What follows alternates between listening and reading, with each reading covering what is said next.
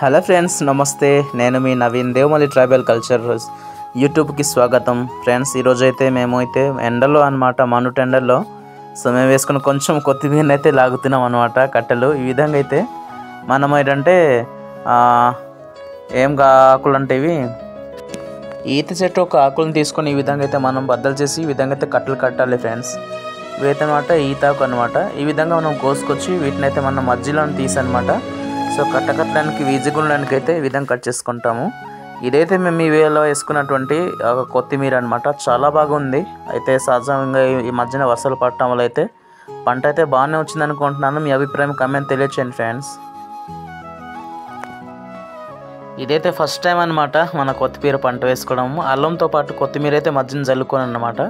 So కొత్తిమీర అయితే వర్షాలు పడటం వల్ల చాలా బాగానే ఉంది. కానీ కొంచెం ఎక్కువ శాతం ఎండ వేస్తే మాత్రం ఫ్రెండ్స్ ఇదైతే పండిపోతుంది అనమాట వేగంగా. అందుకనే కొద్ది రోజుల్లోనే మనం తీసేయాలి. మా యొక్క అన్నయ్య వాళ్ళ పాపలంతా కూడా ఈ విధంగా వచ్చి అయితే మాకైతే తీయడానికి కలుస్తుంది అనమాట.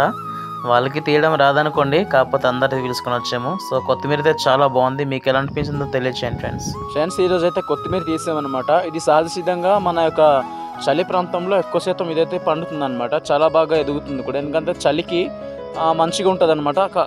ఎక్కువ ఎండ వేస్తే మాత్రం సరిగ్గా ఉండదు అనమాట, వేగంగా కూలిపోతుంది. అంటే పసుపు రంగులాగా ఇది మారిపోతుంది అనమాట త్వరగా. ఇదిగోండి, అందుకనిసే మనము లేత ఆకున్నప్పుడే తీసేయాలన్నమాట. ఇదైతే మార్కెట్లో చాలా డిమాండ్ ఉంది. మన ఒరిస్సాలో అయితే ఎక్కువ శాతం దీన్ని వేసుకుంటాం నాకు తెలుసు, ఎందుకంటే చలి అనేది ఎక్కువ శాతం ఉంటుంది. సో ఇప్పుడు వర్షాకాలం అయితే డిమాండ్ అనేది చాలా బాగుంటుంది కొత్తిమీరకి అయితే.